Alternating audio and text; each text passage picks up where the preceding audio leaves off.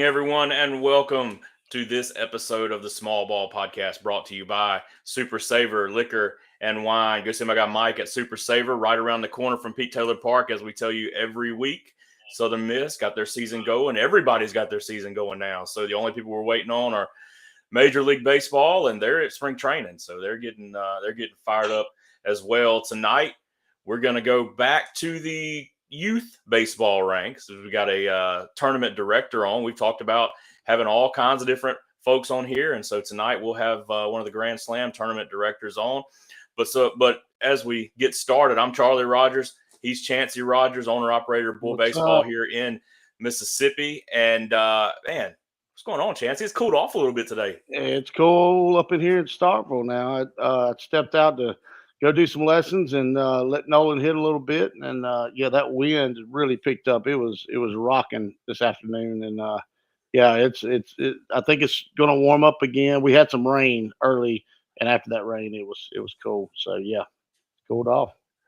So you said you did some lessons today. Did Yes. one or Did two? one, yep, and let Nolan hit. So on these cool days, they don't pile in because we don't quite have the facility here yet in Starkville. So, Okay. Yeah, we get kind of spoiled with the indoor woof. down here in South Mississippi that we like to use. Look, when I first started this, I'd grind. We had a facility there in Greene County, and that's actually when I started doing lessons right outside of high school. But no AC or anything, and it was just out. I mean, it was indoor, but it was not conditioned, and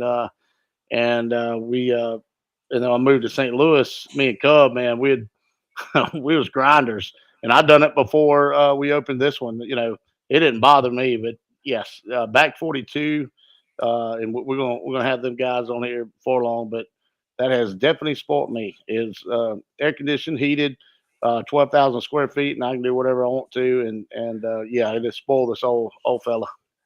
Yeah, well, me too. I enjoy being able to take Jackson over there, 6, 7, 8 at night and be the only folks in there, if you stay late enough and it's air conditioned, it's heated. I think we went on Christmas Eve or something. I mean, you can always go in there and get some work in. So there's a plug for those guys, but I know we'll have Bourne and them on here at some point too, to talk about that. But I want to jump into our rule of the week segment, and I never prep Chancy for these Scares me. because It scares me I know sometimes. You're like going to get me. You're like, I don't know that one. no. If I come up with one that I think that you might not know, which I don't know that there are many that you don't know, I'll prep you for that one. But this week, I just want to talk about this one's got kind of multiple facets. So I kind of want to talk about each iteration of it.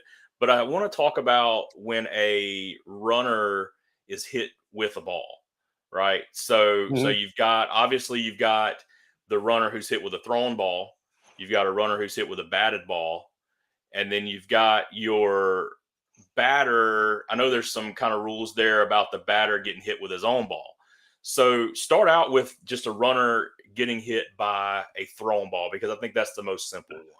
Yeah. So you talk about just a thrown ball. Say he's headed to third and trying to throw him out at third from the Yeah. outfield. So it's just the ball's still in play. Nothing's dead. Runners, it doesn't affect anything. Besides, you better go get the ball and don't let him go to the next base. Yeah, so if that ball hits him, say, in his helmet and it careens off into left field somewhere, he can continue to run. Oh yeah. And then of course, if the kid gets hurt or something, especially on the youth levels, um, then a lot of times the umpires just stop play. It actually happened this weekend. Well, it wasn't a thrown ball; it was a batted ball. Hit a defender, hit the pitcher, and they finished out the play pretty much just one station up, and everybody stopped because it could have been real serious. So, you know, they kind of make that judgment there, just to stop play, because it could hit off a kid and just roll all the way to the fence, and depending on the situation and what league they're in.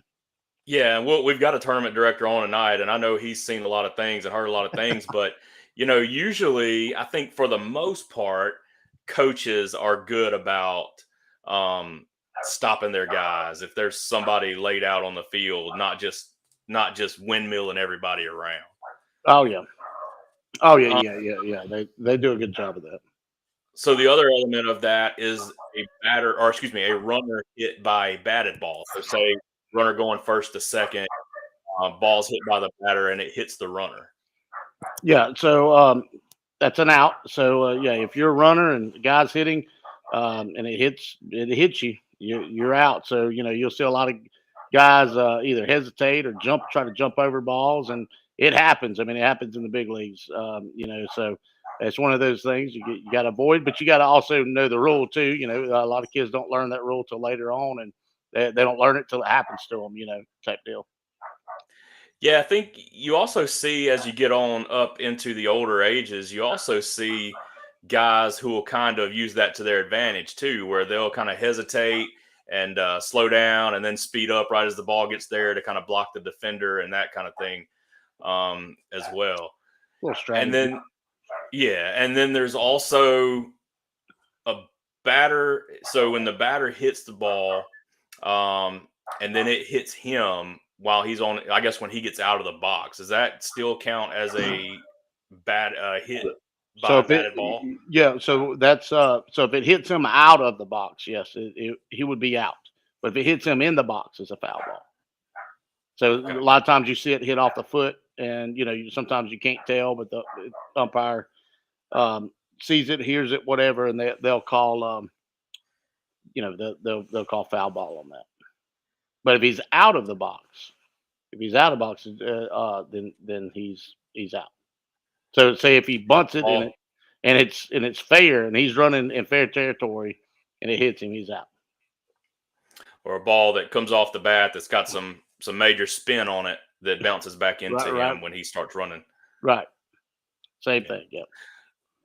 There you go. That's one that I think most people probably know the basics of that, but I do know some people get confused with the thrown ball versus the batted ball rules there. So just try to throw some stuff out there every week about rules that people may want to know or need to know. I know that one of our guys on our 11U team, his mom told me the other day that he was watching our podcast, actually listening to it, and he came to her and he was like, "Hey, did you know that this rule is this and that you can do this or you can't do this?" And so shout out to Jake. Jake listens and he's awesome. picking up on rules from this podcast. So there you go. We'll keep doing it so that Jake can continue to learn the game. That's a win for a small ball right there. Then if one kid learns something. Absolutely. I think that was the week that we talked about the catcher catches the third foul tip. Yeah. All right, so let's move into our guest here. We'll bring him on. He is the Central Mississippi. Let him get his camera ready. He is the Central Mississippi Grand Slam director, Monty McMullen. Monty, what's going on, brother? What's going on, guys? Hey, welcome, Monty. Man, I appreciate you. Glad to have you here, Monty. Just tell us real quick, or it doesn't have to be real quick. We've got plenty of time. Just tell us a little bit about yourself, man, where you're from and how you ended up being Central Mississippi Grand Slam tournament director. Yeah, so I'm from Meridian and grew up there, played some college baseball and, just started an organization, the Golden Spikes, and played in a lot of tournaments and happened to play in a Grand Slam tournament in Mississippi when it was just getting started. And Mike Nairmore, the state director, had just taken over as state director. And I didn't really know him, but I had played in some of his tournaments in Winona. And I liked him. And things were not going well, let's just say, at that tournament. We went to sleep Saturday night. There was no bracket. It changed all day Sunday. And I called him and I said, "Hey, man, if you ever need some help with this, I think I can do it." And that's kind of how it started, and here we are. So. Wow. I didn't know that. So how long? Oh, well, there you go. See, even Chancy's learning stuff. I learned stuff. Yeah. How long ago was that? So as far as other personal stuff, married, got 3 kids, 9, 6, and 2. And for some reason, I decided to have a newborn at 47 years old, but it is what it is, right? God bless you, brother. Yeah. I know. 9-6-2. I know. Hey, I got Man. something to say on the two rules that you were talking about. Yeah, go ahead. So one of them I know Chancy knows. He didn't go into detail. So like on the runner getting hit with the batted ball, if it passes like a defender that makes a play on it first and it hits the runner, he's not out. Right. So like if the first baseman's playing in or the infield's playing in to try to cut a run off at home, batter hits it and they make a play on the ball and miss it and it hits the runner, that's a live ball. Yeah. So if it goes off his glove or something like that. yeah. Or he don't even have to touch it as long as he made an effort to make a play on it. Okay. But the weird one is, Chancy, and I still don't know if I know this answer, Okay. but a few weeks ago, we had a kid that had hit a deep fly ball and they caught it. And when they were throwing the ball back in, I don't know exactly how it happened, but the kid who was out that had hit the ball, the throw hit him as he was leaving the field. I still don't know. I still don't know what the ruling should be on that. So right. Yeah, I don't know. was- It seems like it. I mean, he shouldn't be there. he shouldn't be there. Right. I mean, but the argument, he was there on purpose. He wasn't. Who knows, man? I don't. Right. That's one of those where you just If go there- with whatever the umpire calls. Yeah, is there even a rule for that? Exactly. Yeah. I don't know. I don't know. I've seen a lot of that though. I see it all.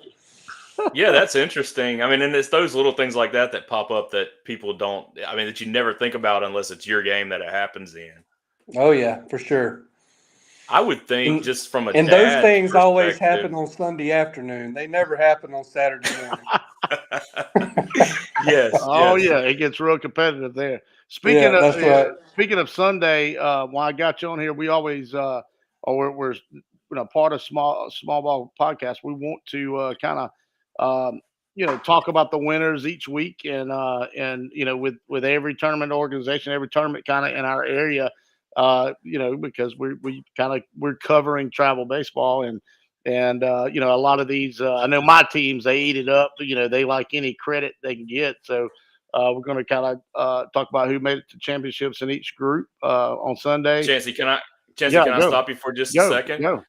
Just because we were just on this topic, our good buddy from Super Saver, Mike Caldwell, is on Instagram watching, and he had a question about the rules. So that's why I wanted to stop you and go for sure. back. Oh, no doubt.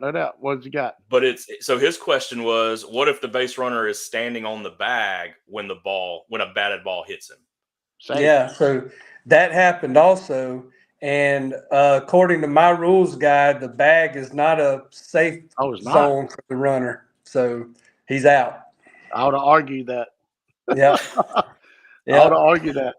Yeah. Really? Because that's interesting because we've actually had that. Yeah, because foul territory is. So really, if he was say if he's at third and he was in foul territory, it'd be just a foul ball.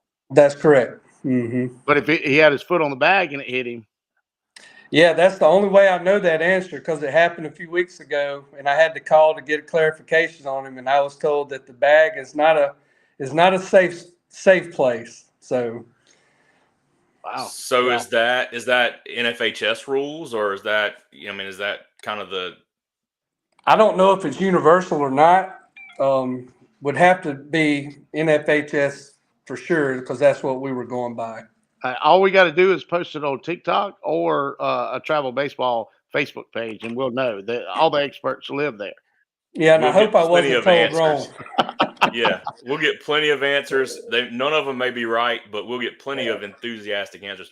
But that's interesting right. because Mike asked that question because we've had that happen in a game with us before. And I want to say we were told that the base was a safe zone. Now, it could have been an umpire who didn't know. But so that's interesting. So that's a good question, Mike. Thanks for asking that. We needed that. For sure. I mean, it makes sense because say, a kid didn't really get a walking lead at third and he just is in fair territory, like doing it wrong. Cause I have a pet peeve about walking leads at third and doing it right. And just say teams that do it wrong and, one of them 12-year-old teams that hold the runner on at third and they're picking over there 15 times and they just happen to be a foot away from the bag, and the guy turns on one, he turns and just touches the bag. That's an out. He needs to be in That's fair right. territory. So it does make sense. Yeah, and it would happen more in coach pitch, Yeah. with no leads. So. Yeah. So they got to get out of the way. Mhm. In foul territory. And if they're That's right. second, just you better go. That's right. Well, that's good. I mean, there are a lot of coach pitch teams out there, and several in Chancy's organization, and I know you guys fill up the coach pitch age brackets at these Grand Slam tournaments. Yeah. So that's good for those dads that are coaching those teams to know too. That's a good rule, and hopefully somebody else learned something tonight as well. Mm-hmm. All right, Chancy. Sorry about that, man. Go ahead with your scores. No, that's why we do this. No. So we're going to go through the scores. We're going to roll through them quickly. Monty, if you, if you know an age group that had some battles or, want to add something to it, just stop me.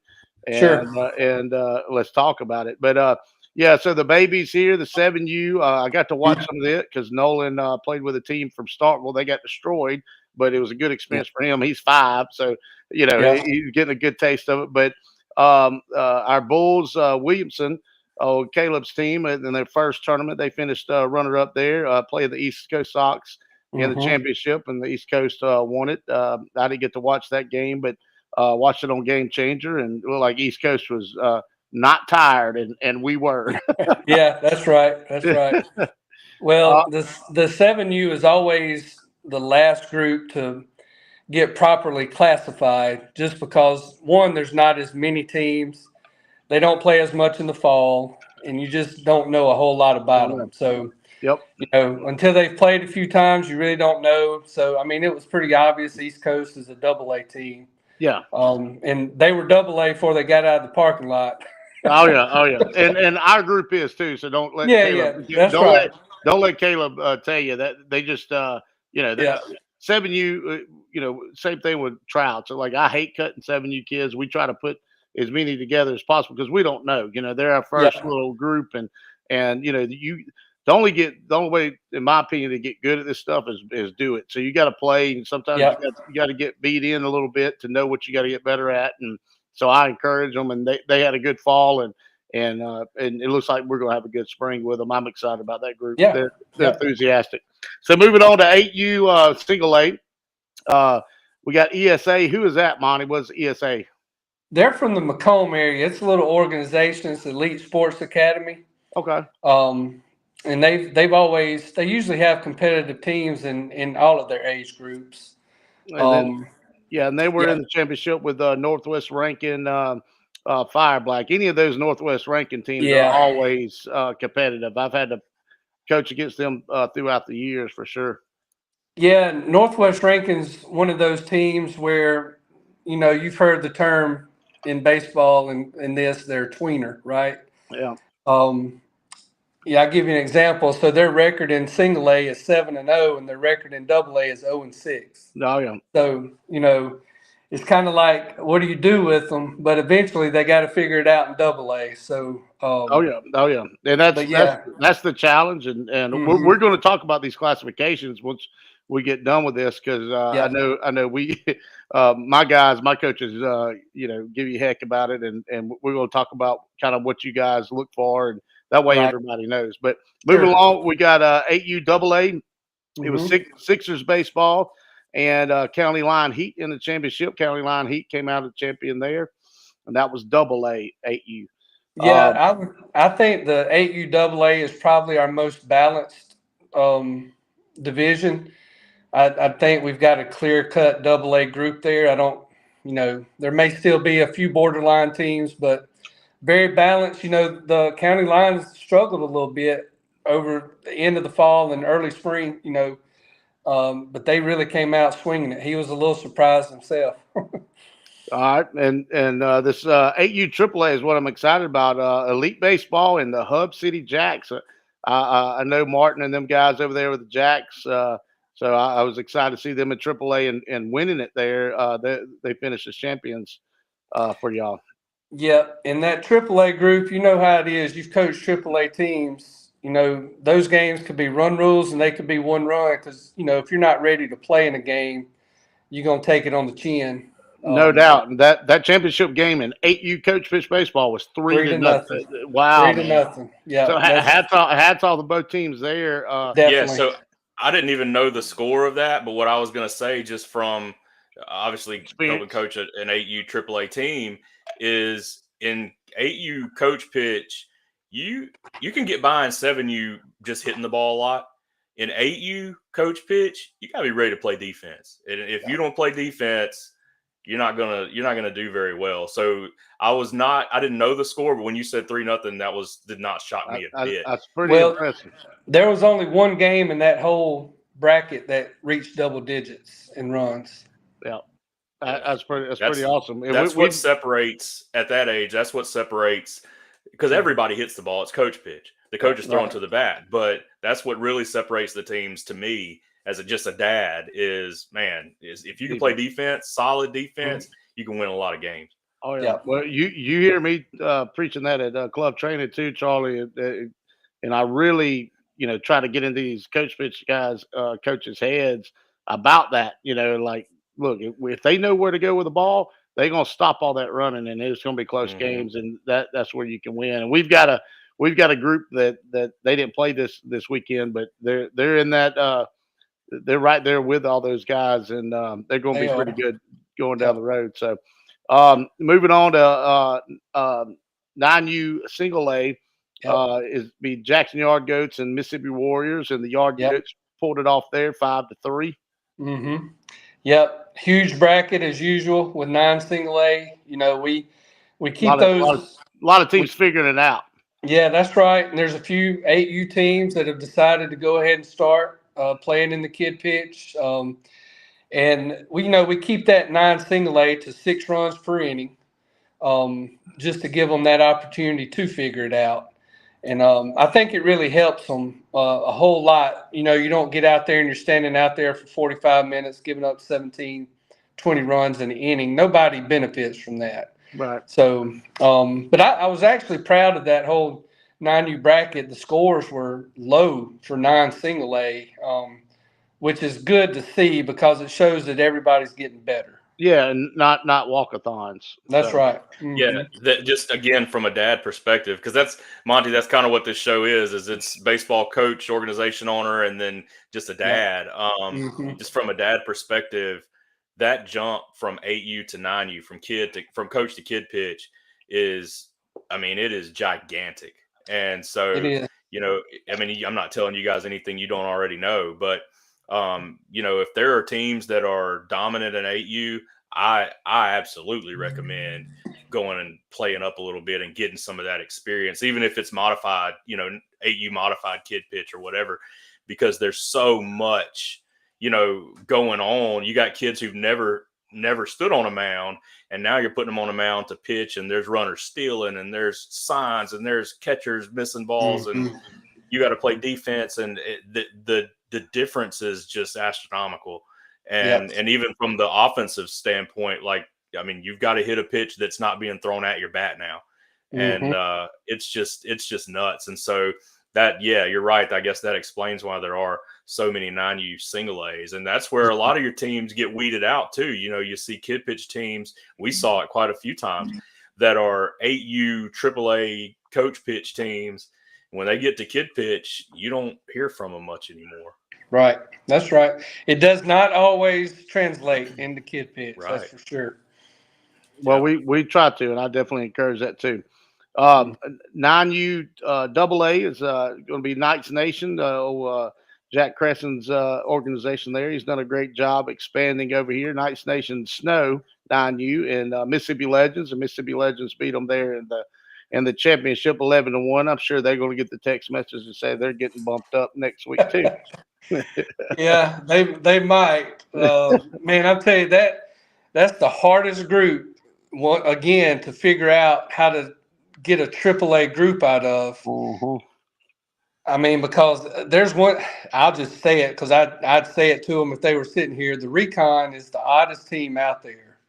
They can just smoke it for 4 games, and then all of a sudden they're low AA again. It's just like these AA teams, they teeter on taking that next step, and then they take 2 steps backwards. So Yeah. there's although the talent level is a a notch higher, they're still trying to figure it out. And so Oh yeah.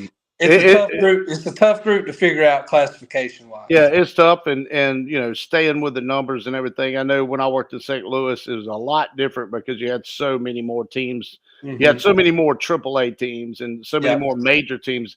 There was a clear separation. There's not a clear separation sometimes in AA and AAA here. Yeah, and just seeing that, and I have to tell people that all the time. Like, there's going to be some AAA teams in AA, and there's going to be some single A teams in there too. It's just our numbers. We're not a heavy populated state, so it just is what That's it is. right. You also never know where you're going to get from 9-year-olds from day to day either. Well, hey, I coached at the college level, and you don't know what you're going to get there. From there, exactly. Well, moving on to 10U single A. So I know the guys. I hope they get a bump, but our Mississippi Bulls Phillips team rolled through that, and they need to get bumped up. Already talked to them. They did before they got back to the Pine Belt. They were double A. So. Well, I'm. Ryan's done a great job of that group because they have struggled last couple of years and trying to catch up. They were playing catch up, and so to see that was really good. They played the Brandon Mud Dogs in the championship, and the Bulls pulled it off. And so I was happy for them and ready to see them face some better competition too. Yeah. I think they'll do fine. Yeah. Oh yeah. Ryan does a good job over there. 10U AA. We got Cannonballers and Brick City Warriors. Where's Brick City Warriors from? They're from Madison County. Okay. All right. That's the first time I've heard that name. Of course, we know the Cannonballers. Then they won it there in the AA bracket. Yeah, they're on their way to AAA. Let's put it that way. Sometimes, Chance, you have to let these teams play their way there. Oh yeah. I could bump a team based on what I know and what I see. It's a lot easier to do it when the paper agrees. When what's on paper matches. I do the same thing with players, just on the opposite end. When I'll let them. When they think they're a shortstop, I'll put them at shortstop and just let it happen. Right. Like now you see. I already knew this, but now you see. But moving on to 10U AAA, which our group had a hard time. This was their first weekend, but they had some really good teams they're facing. Knights Nation Dean 10U, really well coached team over there. I've already seen them. He coaches 11U too, and Mississippi Yankees, which is a great organization there. Jackson 10U, and the Yankees end up pulling that one out 13-12. Looked like it was a good game there in that championship. And real quick, back to the AA. We had a team from Arkansas in the AA this past weekend, so I was really happy for them to come down and make the trip. But the 10 AAA, out of the 8 teams in there, I think 6 or 7 could have won that event. Yeah. Oh yeah. When my group is hot, they're hard to beat. They won some 11U. They played up and won some 11U. But sometimes that AAA of the actual age is better than the age up. Sometimes. But on the 11U single A, you got Sixers baseball 11U and Diamond Dogs. The Sixers pulled that one out in 11U single A 6-3. Yeah, they did. And both of those guys, both those teams, talented teams right there on the verge of AA, both got bumped after the event. Just constantly trying to balance things out. And good, man, we've got over 700 teams sanctioned in Mississippi, and 500 of them may be 11-year-olds.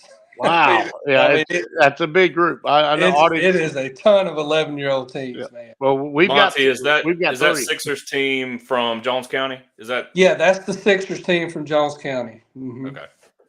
Yeah, we've got 3 of them, and that's a lot for us. It is. So 11U AA, we've got Knights Nation Curo 11U, and then Mississippi Yankees 11U Silver was in it, and Mississippi Yankees pulled that one out. Yeah, another competitive bracket. A lot of balance in there. Probably could have gone to 3 or 4 different teams. Oh yeah. 12U single A. You got Madison County Thunder, Royal, and Louisiana Pelicans, and the Mhm. Pelicans pulled that one out 9-0. Yeah, and you know what's odd about 12 single A from my experience over the years? There's not a lot of movement in classification. Usually 12 single A is 12 single A most of the year. They Right. just, the kids are getting older, right? Yeah, And puberty becomes part of the equation sometimes. no And, doubt.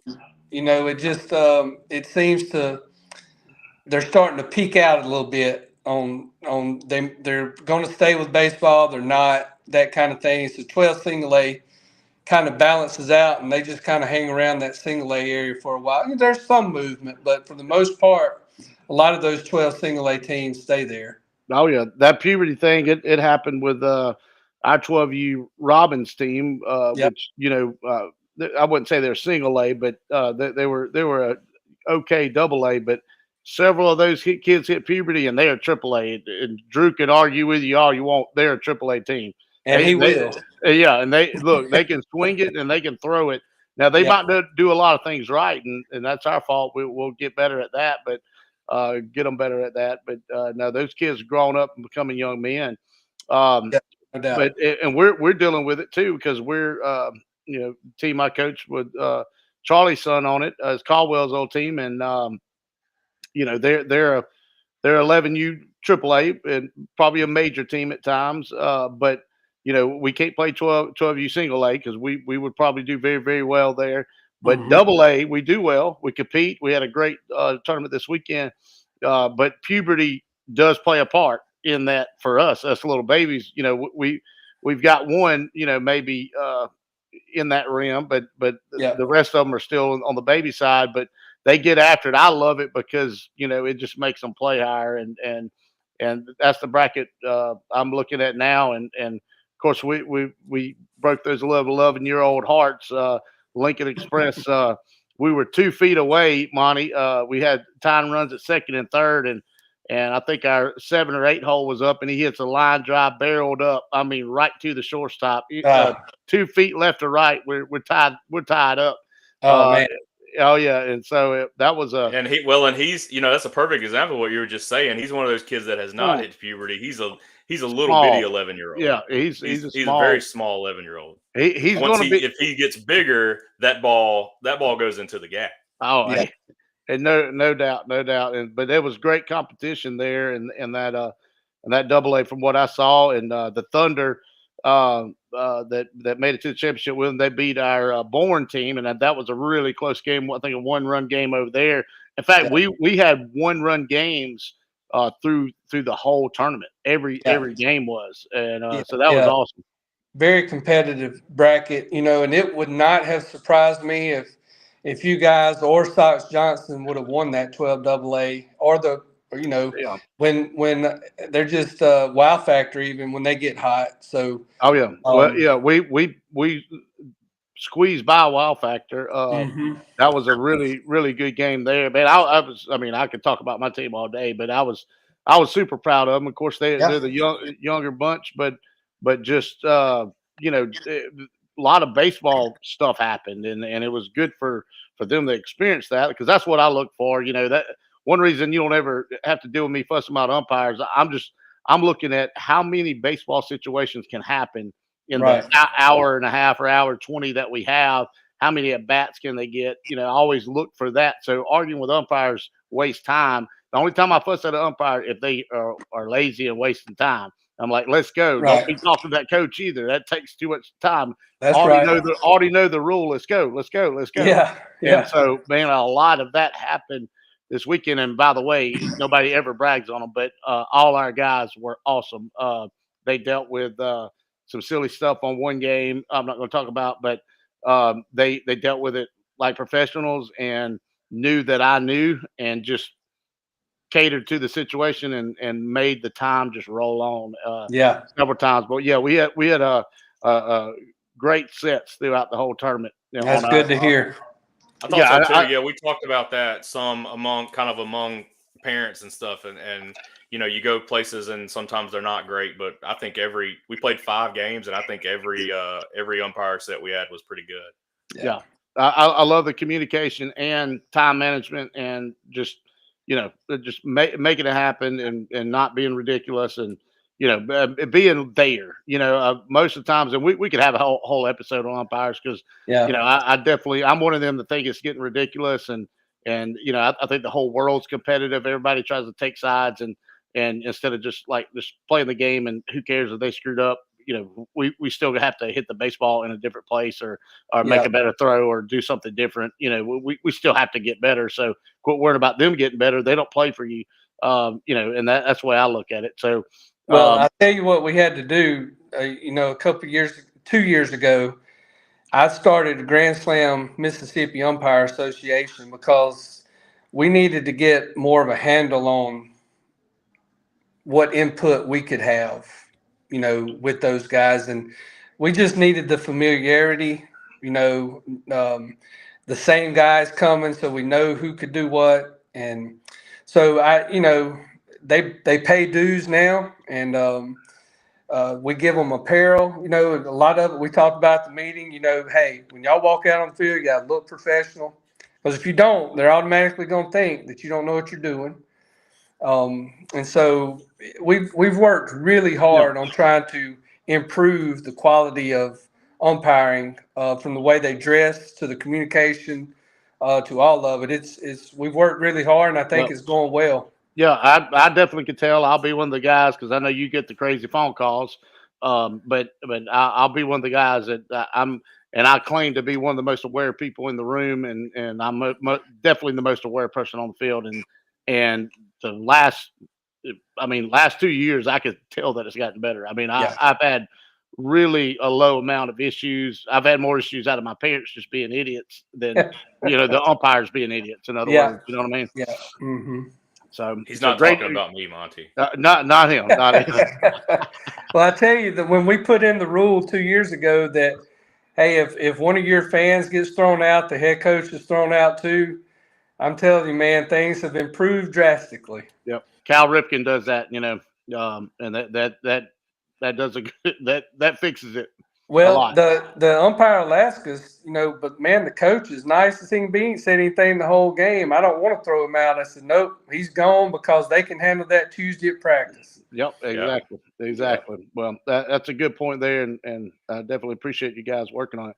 Moving forward on the AAA, 12U AAA, you got Gulf Coast Crusaders, 12U, and Madison Havoc, and the Gulf Coast Crusaders pulled that one off. I haven't seen any of those. Maybe I've seen Havoc play, but it sounds like they're a pretty competitive group there. Yeah, so just an interesting stat. There was 6 games in that bracket, and 4 of the 6 were one-run games. So, man, really, really strong. Gulf Coast came from Mobile and laid the hammer. They got after it. So. Well, I was wondering if what coast they was from. Yeah, they're from Mobile. Awesome. 13U single A, you got Brandon Mud Dogs Campbell and Team Warstick, and Warstick pulled that one out 4-3 in that 13U single A. Yeah.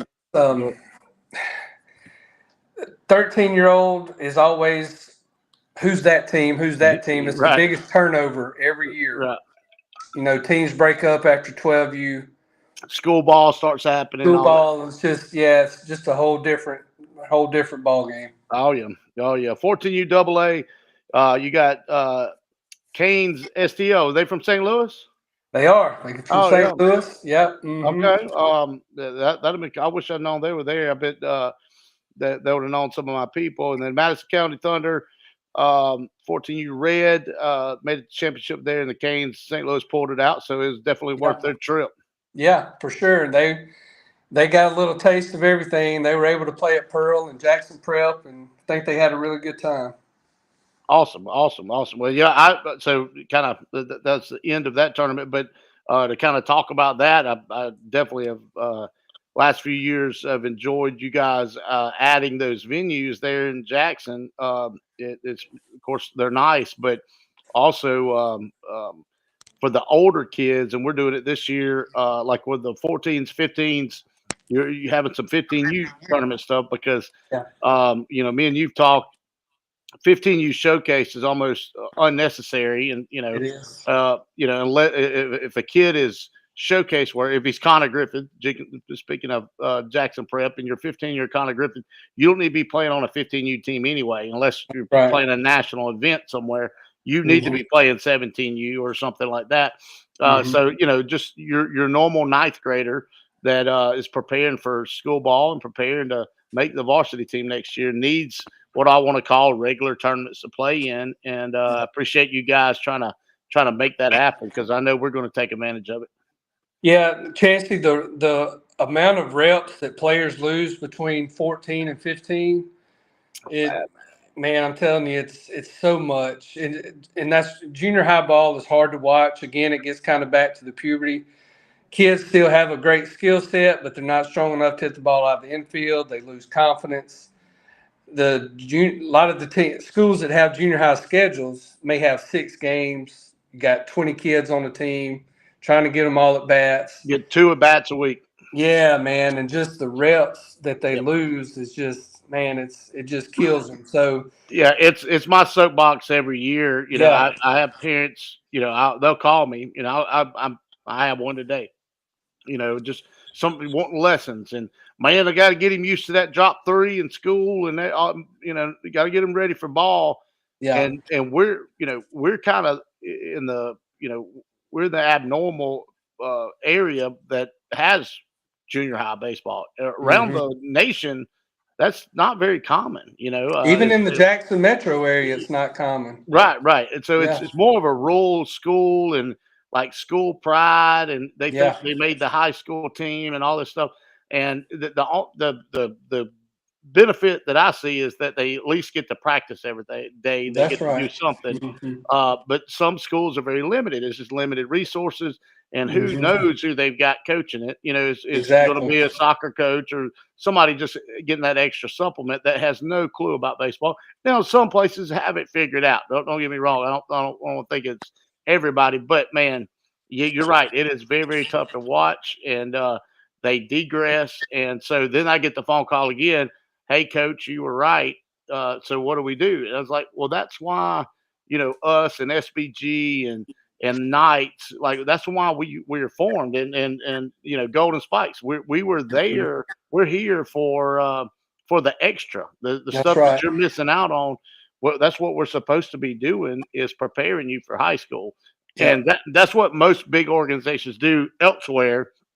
Like in St. Louis, I mean, very, very competitive at 13 and 14U. And they do not swing drop 3s, and there's a reason for that. It's puberty is the reason for that. They're not ready for it. And that's right. They want them to be able to continue to keep their swing. Now, obviously, a lot of them, especially when they get 14, they start swinging woods. They play wood bat tournaments.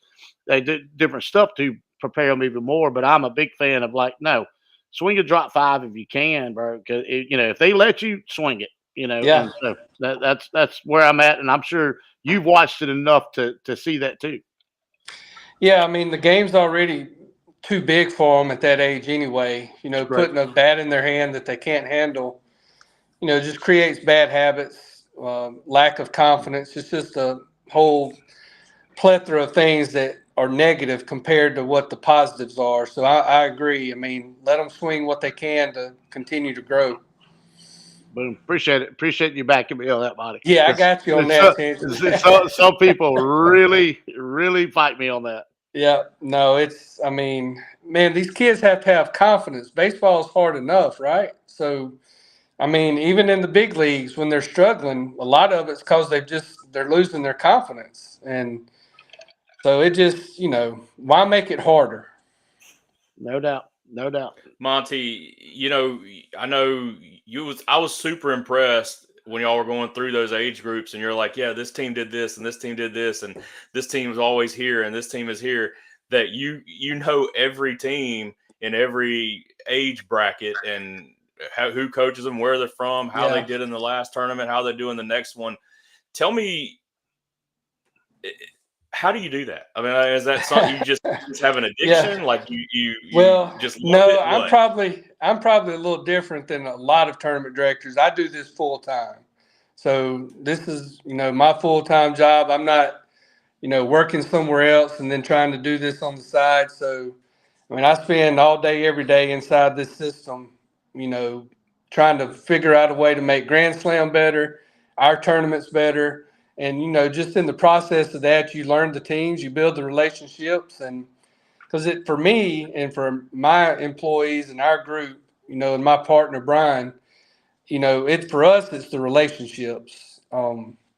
We decided that when we first started that, there were certain tournaments that we had played in as coaches that where you couldn't get a phone call answered, or there was nobody on site to find if something went wrong. You could be from 2 hours away and play on Friday at 6, and just, it just things that shouldn't be that way. So in the process of trying to do things the right way, you just learn these people, and I do care about classifications. So to care about it, you got to study them and watch them and to make sure they're in the right place. So that's probably one reason that I'm able to kind of spit that off quickly.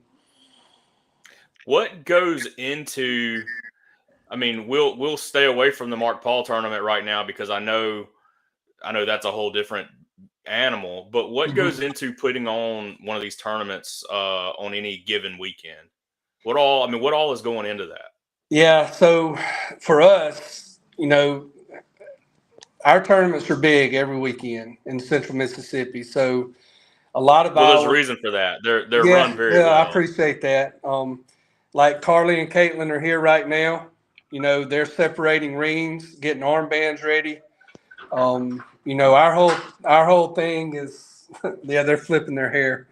Good job, Monty. Our whole thing is if we're prepared when we get there, the tournament will run itself.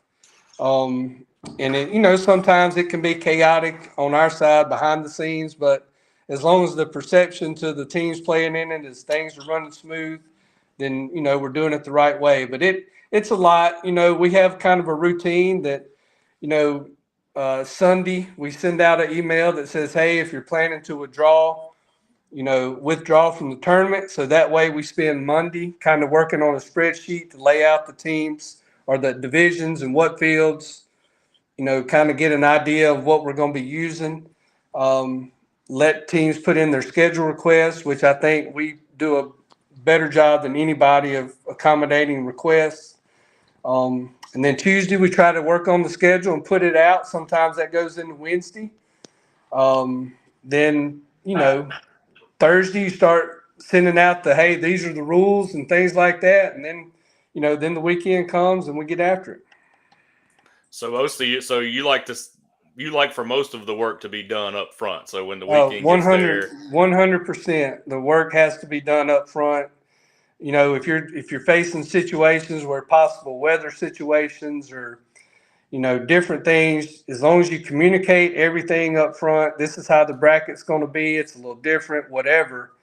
It really cuts out on a lot of stuff that you have to deal with, once the tournament starts. And so, yeah, we put a lot of work, a lot of hours. I have, Carly works in the office during the day, and Caitlin comes a couple nights a week. And, it's a group effort in getting it ready. It's a lot of work, a lot of hours.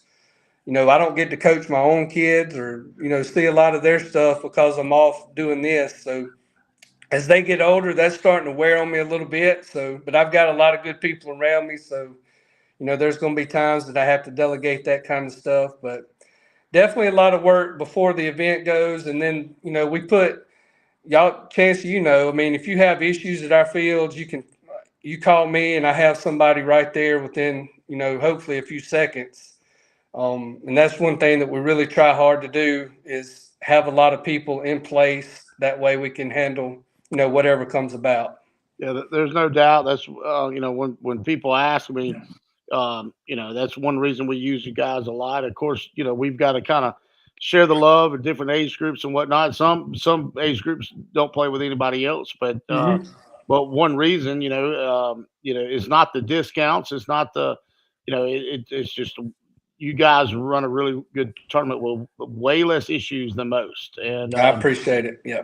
And so, that's definitely hats off. And of course, me and you've had a relationship, just because you've had an organization. I've had one. I went through the struggles. I've bounced stuff off of you and trust you, but you've kind of rolled into this and put the energy into this, and it definitely shows. I mean, I hear very very minimum negative. I'm sure you get to hear the the good stuff, but on my end, for as parents and everything and coaches, that's the main thing. I want my coaches happy, and you do a good job of that for me, so I appreciate it. Well, yeah, I appreciate it. And let me just say this too. We definitely don't do everything right. I mean, sometimes we get it wrong, whether it be, umpires are going to make bad calls. That's part of it. But sometimes, even as directors, we don't do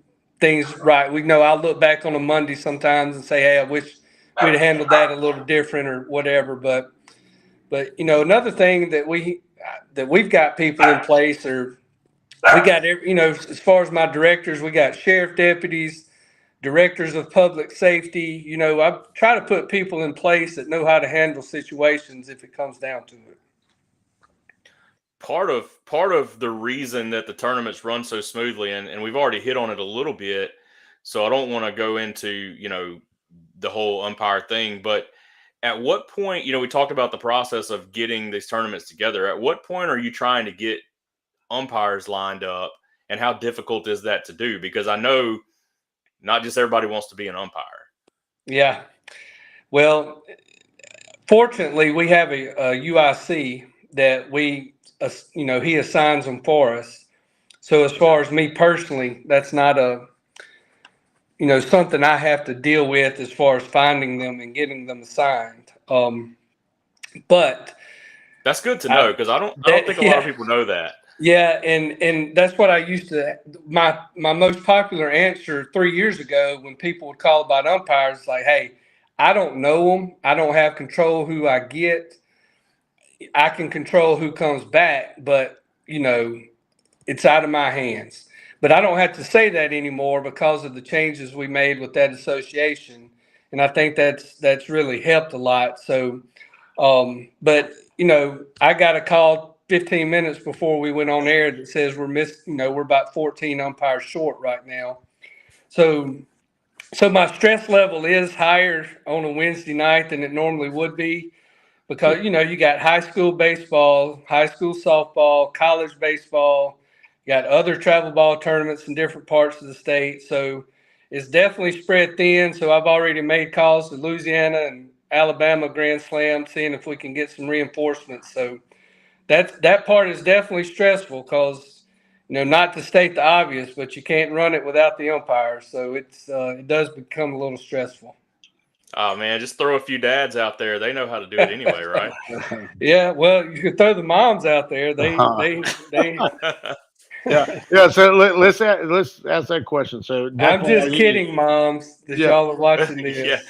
Yeah. I have to shut down the moms more often. The dads usually have to kick out, like totally eliminate if they get riled up. But the moms definitely seem to be a little more vocal and and quick. They're quick on letting the umpire know. No doubt, you gotta love the passion, man. So, Monty, we talked about the process of putting a tournament on like that. And then last week, you guys threw in the whole other element of having Mark Paul there. Obviously, we had Mark on the show with us. He's energetic and talks a lot and moves around. And so tell us a little bit about that, that collaboration between Grand Slam and Mark Paul, and then what extra you guys had going on having him at all the facilities this weekend. Yeah, so basically Mark Paul had played in a few Grand Slam World Series with his son's team, and had met Larry Thompson, Grand Slam owner, and they just kind of hit it off. And as Mark's popularity grew, he got a few offers from some different organizations to do what he's doing with Grand Slam, but he turned them down. He called Larry and said, hey, I'm getting some offers, but I'd really like to do this with you. So they worked out a deal, and when we were notified that, hey, we could host some tournaments with Mark Paul in it if we're interested, I chose February 23rd because I wanted to be the first one. I just that's kind of been a staple of ours. We've had Domingo Ayala, we've had Jose Canseco. And when I found out we could have Mark Paul, I wanted to jump on it as quick as possible. So he's easy to work with. I mean, he's just like us. And you got to make different arrangements, travel arrangements as far as plane tickets and extra hotel rooms. And I think my hotel room list was up to about 15 this past weekend between staff and him and his assistant and things like that. So then I had to get a few people to come in and kind of be his handler, just to walk around with him, keep him moving, so he didn't get stuck in one place, so we could make sure everybody got an opportunity to see him. So definitely more that goes into it. But again, if you're ready and prepared for it and try to have a plan in place, that it'll usually run smooth. And I thought it went great. I thought it did too. Yeah, I mean, I saw him. I was over at Flowwood on Saturday where he was, and then saw him. Obviously, we were at the quarry on Sunday, and he kept moving, and you got your guys were, or young ladies too, were kind of ushering him around, but he didn't really stick anywhere, and so everybody got to do their pictures and videos, and I thought it went really well, and that's a huge draw. I mean, you can talk about just the difference in excitement level having him there as well. So I can't say, there's no way to say this without sounding arrogant probably, but as far as needing teams, I didn't need Mark Paul, right? But but what we don't want to just run tournaments. We want to run events. We want to, we want kids to be excited. We want the parents to be excited. We don't want it to get stale where people are it's just another tournament. We come, we play, we leave. I mean, I'm just trying my best to avoid that with what we do. And so, I'm always going to be trying to bring in different people like that just to give, the adults and the kids different experience, because it can get stale. It can get really programmed, where you're just doing the same thing. And I don't think that's good for anybody. So definitely created a lot of excitement. I underestimated his popularity. It was I really did. All right, Monty. Chancy's got a question, but I need to know real quick: were there more excited moms or more excited kids? Moms, 100%. Not even close. Moms are on that TikTok. Yeah, moms are on that TikTok, watching other stuff, and he just happens to pop up, and and they watch it a little longer. And he's talking about them. Yeah, and it's and it's on their algorithm. Yeah, oh yeah. Well, they're looking at they're like, is that really a bad thing that I do? You're right. Am I doing that? But no, I think it's beautiful, and just back to the event, part of it. I'm a big event word user. Like if you notice, when my teams win, that's what I say. I say a Grand Slam event. Yeah, that's right. Just because I don't like travel ball and I don't like tournaments. I don't. That's not what I'm in it for. And so I try to stay away from those words in a sense, and because this is an event. Like just whether I 11U, we played 5 games. I told them, dude, that's plenty. In fact, it's probably too much for y'all on a weekend. But the fact that we got to do it, and it's very good competition. It was 1-run games. Their competitive emotion was very high on a lot of them. Where, hey, I had that at bat to get the game-winning hit, or I had a great at bat and walked. I think Jackson had a great at bat like that. We've had several of them in the tournament. Those little things is what I take in. So the tournament just creates those things, and of course, you bring in and people like this where, hey, they've got shades to go by, they've got they got somebody to go see or whatever it is. It doesn't matter. Yeah. And I've been to other tournaments like that's very like, all right, it's all about who won that weekend. Like, even though I just named off everybody that won, we want to do that to kind of congratulate them, kind of pump up the kids more, but that's definitely not what it's about. It's not. And so now I appreciate you saying that and trying to create that. I think that's paying off too. I think people are understanding that more, and kind of taking out the stigma of just like, oh, everybody's ring chasing. It's not necessarily.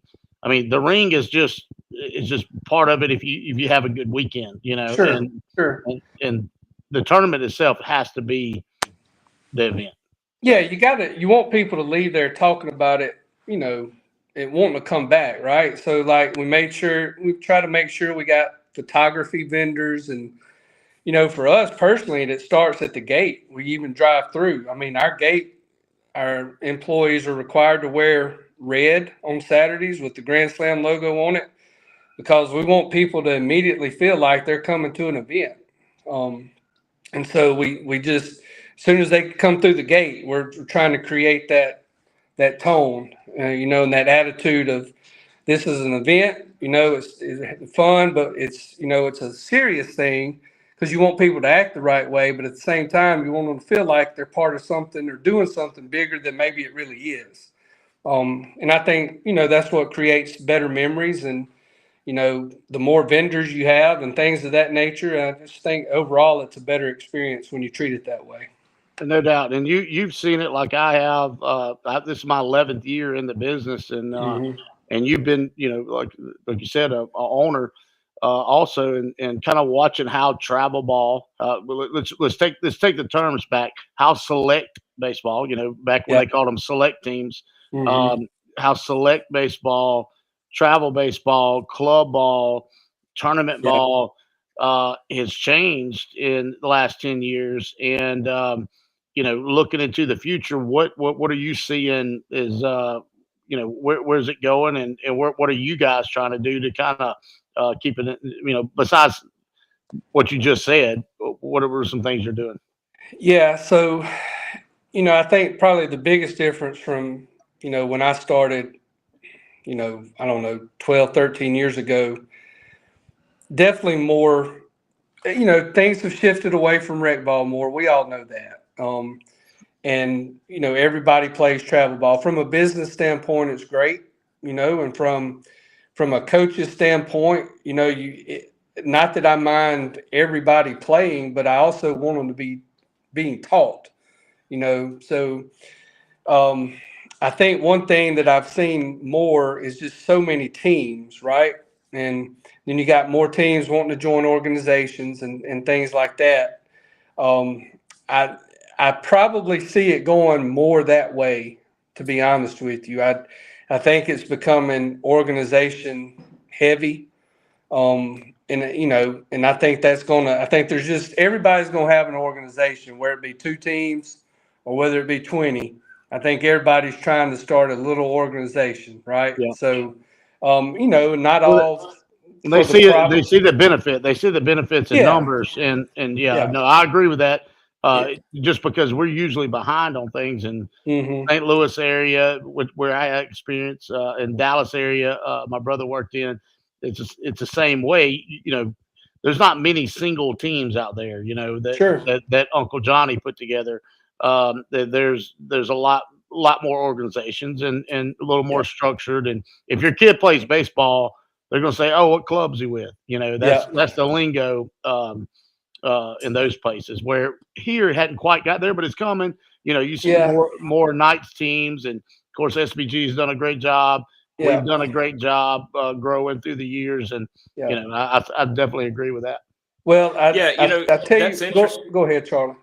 Yeah, I was just gonna say that's interesting, because I've seen it, but I had not thought about it that way. But even that team that Uncle Johnny started, Chancy, you see that team that Uncle Johnny started, and then the next thing you know, there's another team with that same name. And then now they got 3 teams. So tournaments, I mean, not tournaments, organizations are even starting up from that team that Uncle Johnny started, Uncle Johnny got him a team, and now he's got him an organization. Now he's got a whole organization. Yeah, it does do that. And I had not thought about it, but it does. Yeah, and I'll tell you, building on that, one thing that concerns me is the tryouts at the end of spring is becoming earlier and earlier. It used to be the state tournaments first or second week of June. People start having tryouts in mid-July to start getting ready for August. But man, I promise you, I think some tryouts are happening before June even gets here. That's concerning, to me. I don't like that part of it. I just everybody's trying to get the early jump on kids, and I really wish that they, and there's nothing you can do to police it, So I just really wish people would let the season finish and give the kids 3 or 4 weeks off completely, and then come back in mid-July and have their tryouts and get ready for the fall. But man, it's really concerning to see how earlier that starts, and that's one thing that I don't like the way that's trending. Well, if you've listened to me, and me and you've had this conversation before, and I get frustrated. I've said this on another podcast, Talking with Intent. I definitely think there needs to be some type of board that can help police it, because Yeah. I am totally agree with you. The bad thing about having all these organizations, it becomes very. I hate using political because parents use that like for high school players, like it's so political over there. No, when I say political, I mean dividing. Like Sure. like, oh, you play with the Sox, oh, you play with the Knights, oh, you play with the Bulls. Yeah. I don't. Oh, you're a Bull. Like, oh, you're a Democrat or you're a Republican. I hate that. You're a baseball player. I give lessons to everybody. I love any kid that wants to get better, and if I can help them, I can help them if it's a team or whatever. So I hate that part of it, and it feels like we're running for mayor of the town every single time we have a tryout. And and some of it's not intentional though, Chancy. If you do this for a living, and the ones that own organizations that are doing it for a living, if I'm in in the Pine Belt area and I'm with the Golden Spikes, I need to know when the Bulls are having their tryouts, right? So, oh yeah, I mean, and if they're having their tryouts on this week, maybe I need to do it a few days earlier, and it just never stops. it never stops. Oh, I know. Never stops, and it just and like I said, it's not a good trend. Things seem to flow and go back the other way, but definitely don't like the way that's going. And it's really the whole baseball scene altogether. I mean, I've had wait lists for tournaments in April and May since December. Teams signing up for tournaments earlier than they've ever done before. So everything is happening sooner. Yeah. Oh yeah. Oh yeah. And I'm the same way on. I definitely think there needs to be some type of mandate of like, all right, this is your tryout period, and then this is when your start period, and because I'm like you, I want that time off. I make our coaches, so we do have our tryouts in mid-July. And we've done it since we started. I've had coaches reach out to me, hey, can we have mine a little earlier? So is having a tryout, and I said, I don't care. You should have recruited better. I don't know. I mean, it doesn't need to happen. Then you still got 3 tournaments left. You can't have a tryout. This is ridiculous. Exactly. Yeah. And so and then I make them take August off, and right. And I do my best. And I'm sure you got a tournament already posted in September, but I do my best to make them not play in September. I want them to start throwing, and if they do play in September, I wanted a one day where 4 games is the most they play or something, because there's no way they're prepared, especially non-coach pitch teams. When you got kids pitching, and I'm not one of them that's going to sit on here and fuss about coaches overthrowing kids and stuff. I think kids get underthrown more than they get overthrown, but I do know they don't prepare. Now our guys, we push, and I still got coaches I have to like, hey bro, has he been throwing bullpens? You can ask Charlie. I'm very particular on the process of bullpen throwing, like prepping for a month or so ahead of time of 25 pitches, 35 pitches. But before we go and play, I want them conditioned where they're healthy and they're gonna be prepared and throw strikes and do all the stuff you want them to do without them over competing and not being prepared. Yeah. No, I agree. Yeah. And that gets it gets crazy. I mean, on the high school end too. Good Lord have mercy. That's another soapbox that just like Yeah. And that's getting that, like, I think it is a mess right now, in my opinion. And I know I've talked with Chad Kai, who's with 2D now, and it's getting real messy up there in the older group, and Yeah. whether to go to Perfect Game or where to go to this, where to go to that, and and so much money spent, and and here I am. We become the bad guys, the team owners, organization owners, because we have to charge the money. But of course, they got bigger venues, all the stuff. But it's like, you don't have to go to this many events. It's not necessary. And but the world is telling them, I guess, it's necessary. So yeah, that's like I said, I can get down a bad soapbox of that. We're going to have to do that on another one. Yeah, I understand. We kind of start to wrap this thing up, Monty. You're a baseball guy. I mean, you talked about coaching at several different levels, and you've been around baseball forever. And just you ever get to just go watch a game on these weekends? No, not really. We're Ole Miss people, so Hotty toddy. we're hotty toddy. We used to try to get up Hail for State. a weekend. Yeah, right. Usually when I get my baseball fix in during the summer, we'll go catch a few Braves games, and but don't get to see, sometimes on Sunday afternoon I get to the field and just sit back and watch a little bit, but it's definitely not as much as I used to, and because everything's bigger, which I'm not going to complain about that. But definitely miss being able to coach, that's for sure. But it's I know the kids are getting a good experience, and that's good enough for me. They absolutely are. Tell folks what you got coming up and how they can get in touch with you. Yeah, so we big events, right? So Super Slam 1 coming up March 22nd weekend. I think we're sitting at 212 teams already. Goodness. That was kind of put in. I started Super Slam when we were trying to grow this thing. USSSA always had Super NIT, right? So I said, man, we need something to brand, a bigger event. So kind of came up with Super Slam, and that's been great. And We've got a couple of them banners in our facility. Yeah, and then the third weekend of May has turned out to be a monster. We had 236 last year. That Boys of Summer event is always sandwiched in between Mother's Day and Memorial Day, so everybody's wanting to play. So yeah, man, just if teams are wanting to travel a little bit from out of state or whatever, those are some good events that you should get signed up for. But definitely looking forward to those again. Awesome. So what would I told you earlier, we've got lots of kids that watch and lots of our guys that watch. What would you say to young guys, really any age, kind of coming up in the travel ball baseball world? Watch baseball on TV. Well, I've heard that a few times. That would be my biggest piece of advice, man, is just watch baseball on TV, watch these big league games, sit down and watch them.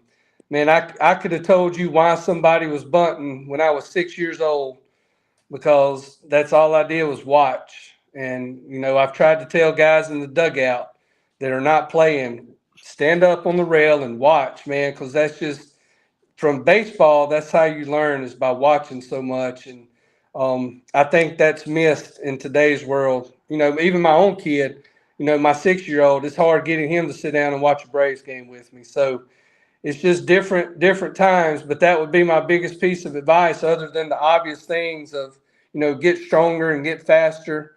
As you get older, you definitely got to get stronger and faster. But and a baseball IQ, I think that's what's lacking.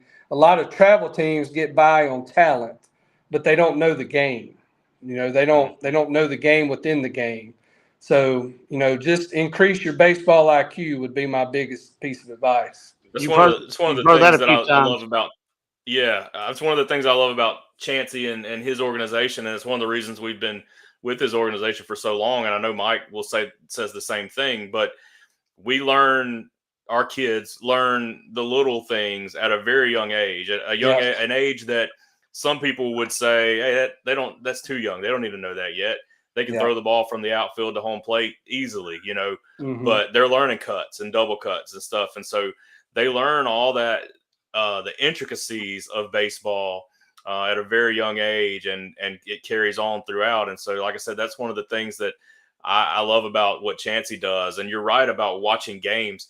Kids now I work with kids. I mean, I know this from experience. Kids now don't sit down and watch a whole 3-hour baseball game. Right. They'll go on YouTube and watch the highlights. They'll watch the home runs and the strikeouts, but they're not watching that sack bunt.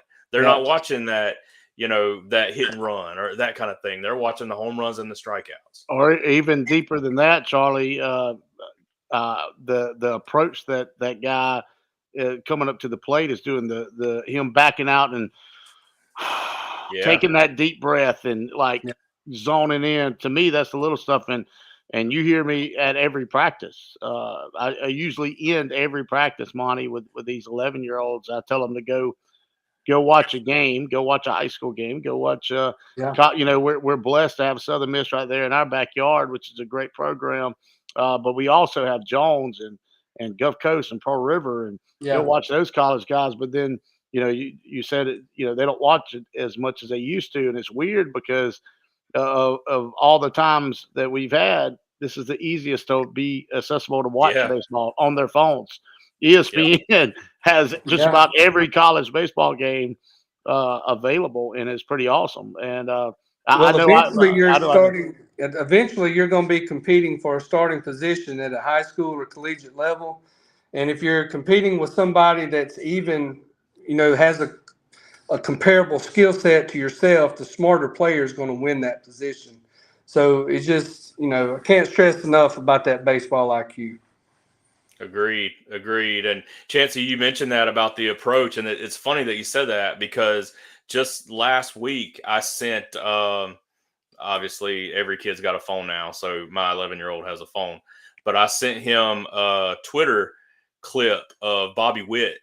And we talked about Bobby Witt last week with Joe, of Bobby Witt talking about his reset, how he resets after a pitch, and it's, steps out, finds a very small spot on the bat, takes a deep breath, tells himself something positive. And I sent that to Jackson. It's like, these are the little things that you have to figure out for yourself. You don't have to do it exactly like Bobby Witt does it, but you need to know that you have to reset and those kinds of things. You can't just hit home runs and strike everybody out. Yeah, and I love it because he's talking about it. He's talking about that.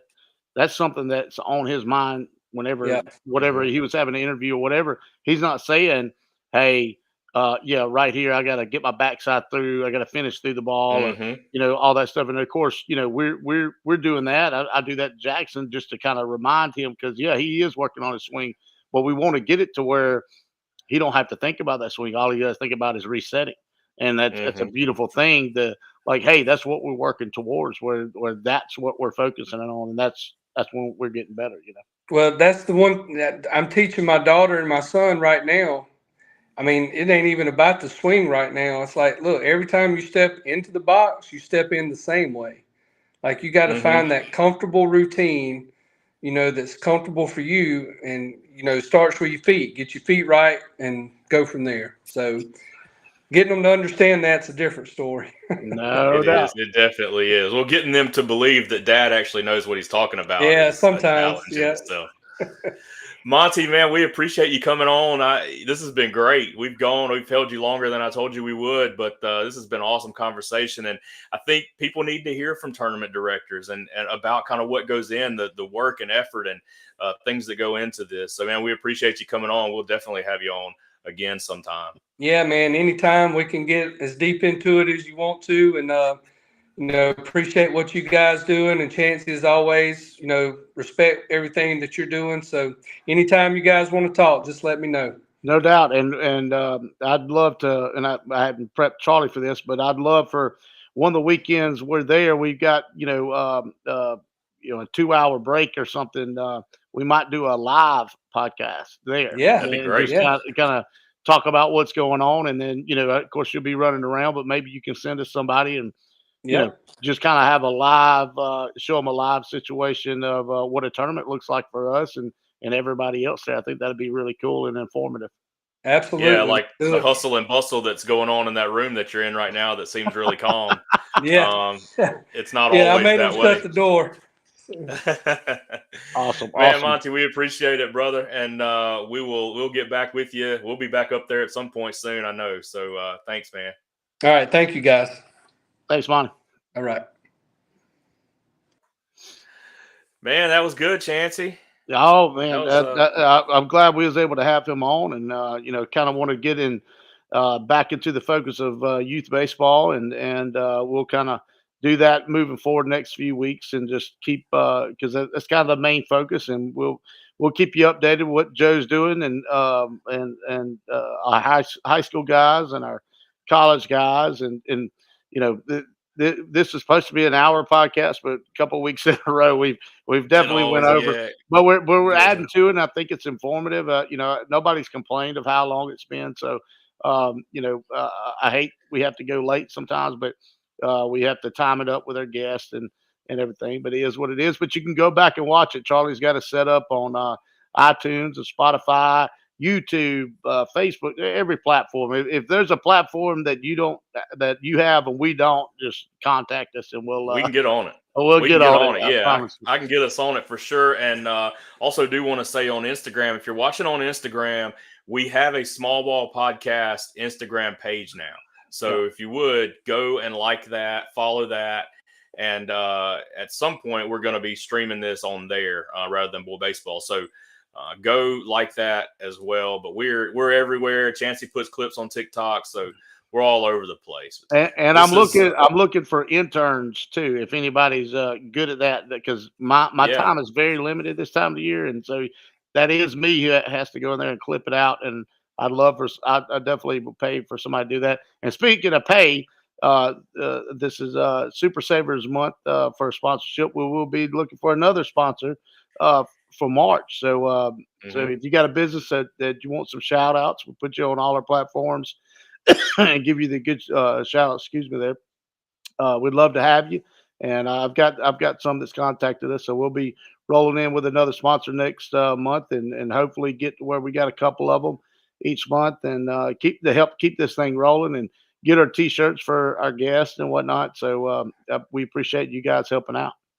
I know Mike has seen the money just rolling in since he started sponsoring the Small Ball Podcast. I bet you some folks that didn't know he had a store has Googled his store, knowing that they're on that side of town. So look, I believe we've at least made one sale for it. I think so. I think it's been worth this while for sure. Yeah, we're on all the platforms, and man, we appreciate Chancy, owner operator Bull Baseball.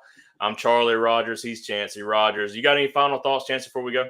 No, but I will tell you, Joe did get a hit on Friday after we talked to him against the Rangers. So he's hitting. I looked today. He's hitting 500 in big league games in spring training. So, it was an RBI too, wasn't it? Was it an RBI single? Yep. I think I posted it. I did post it. I posted it. If you haven't liked our Facebook page, I posted a link to that. So we'll continue to do that kind of stuff. I'll try to share, our guests, anything they got going on, anything that kind of we've been a part of already with Small Ball Podcast. We'll help share the love with them also. So keep you guys updated. I'm Charlie. He's Chancy. This has been the Small Ball Podcast.